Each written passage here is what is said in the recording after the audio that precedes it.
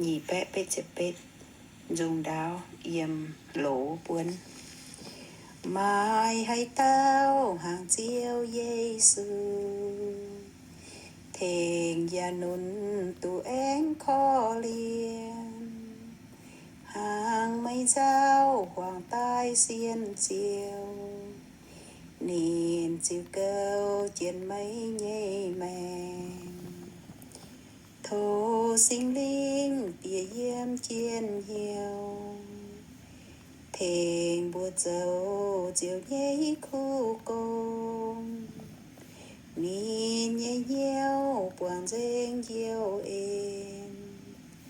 dìa tay khen buồn duân thiên tòng xuống cô yêu cán trên tay mai thông chúa chia hay trái búa